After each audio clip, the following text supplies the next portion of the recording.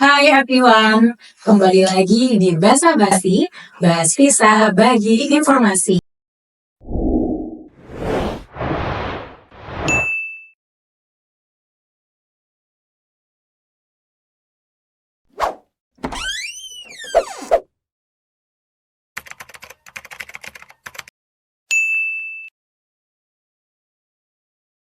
Kali ini bersama saya Gita, dan pada kali ini kita akan membahas mengenai visa pelajar ke Australia, tentunya mengenai topik bukti finansial yang harus kamu siapkan. Dan pada kali ini saya ditemani oleh Kak Kris. Halo Kak Kris. Hai Kak Gita. Jadi kita saling manggil Kak aja ya. Jadi Kak Kris ini selaku manajer education dari konsultan visa. Oke, langsung aja Kak Kris. Banyak nih student ataupun parents yang menanyakan seberapa penting sih kita harus menunjukkan bukti finansial ketika kita ingin kuliah ke Australia? Oke, itu memang pertanyaan yang sering ditanyakan ya, itu sangat penting saat ini.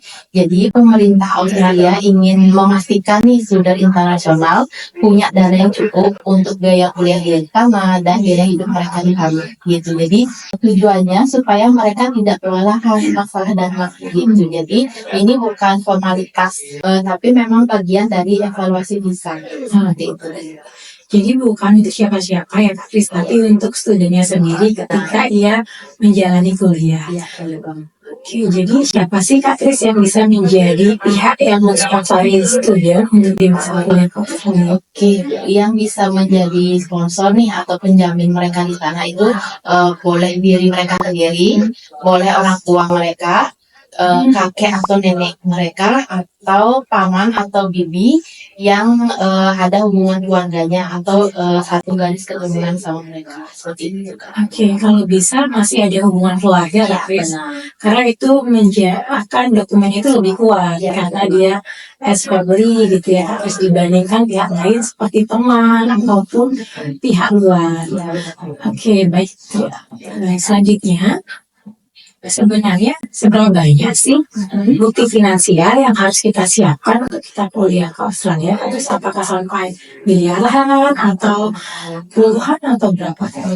Oke, kalau untuk dana finansial ini kan pasti berbeda-beda ya, tergantung tujuan sekolah mereka, kampusnya, dan biaya kuliah dari beda-beda kampus itu kan pasti beda biayanya. Jadi biaya yang ditunjukkan itu adalah biaya hidup, biaya kuliah, dan travel cost mereka gitu. Jadi sebagai gambaran nih, biaya hidup di Australia selama 1 tahun itu kurang lebih 29.000 Australian dollar. Terus biaya kuliah juga kan tergantung nih dari sekolah masing-masing. Itu biasanya tertera di offer letter yang mereka dapat setelah pendaftaran. Dan untuk travel cost-nya itu kira-kira 1.000 sampai 3.000 Australian dollar.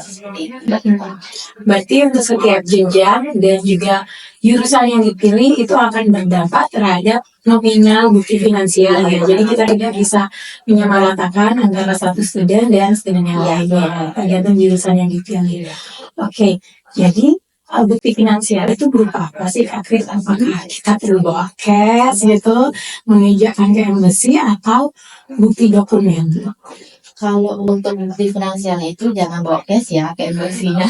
Jadi cukup bukti finansial itu berupa file dokumen aja. Jadi bukti finansial itu bisa berupa rekening tabungan, bisa berupa deposito, atau mungkin studentnya ini dapat beasiswa nih dari kampusnya, itu juga bisa dipakai bukti finansialnya mereka gitu. Oke, jadi lebih baik yang berupa bukti dari bank ya Kak Kris. Bagaimana kalau student itu punya seperti aset, seperti kepemilikan mobil, motor, atau rumah, apakah itu bisa digunakan sebagai bukti finansial? Kalau misalnya aset itu mungkin sebagai dokumen tambahan aja sih ya, karena itu kan tidak ada nilainya yang bisa ditarik kapanpun nih untuk mereka biaya kuliah dan biaya hidup mereka di sana.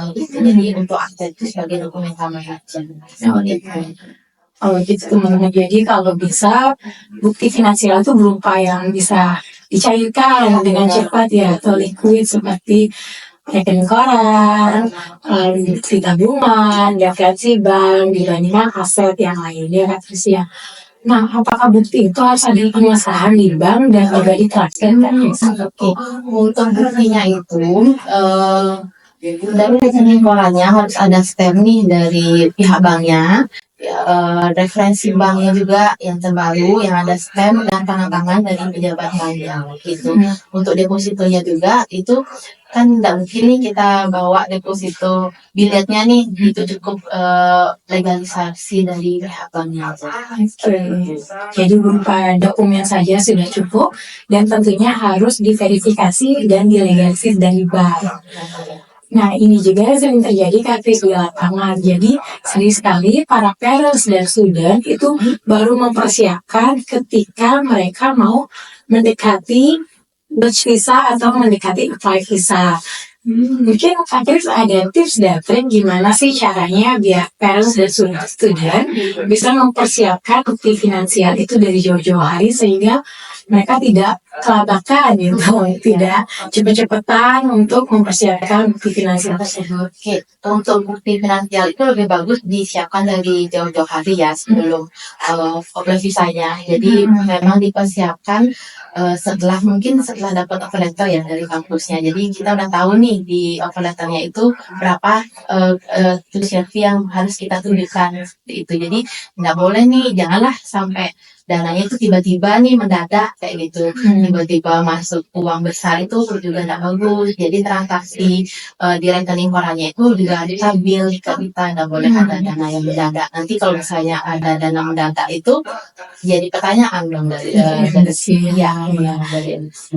Jadi konsisten dari rekening koran itu sangat dibutuhkan sehingga tidak memunculkan kecurigaan dari pihak emisi. Oke, thank you Kak Kris untuk konten kali ini sangat menarik sehingga nanti untuk para penonton bisa mempersiapkan bukti finansial dari awal dan tidak terburu-buru. Jadi teman-teman, apabila ada pertanyaan lain mengenai visa pelajar ke Australia, jangan ragu datang ke konsultan visa.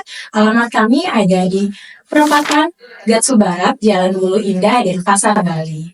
Karena konsultan visa, everyone can overseas. Bye-bye.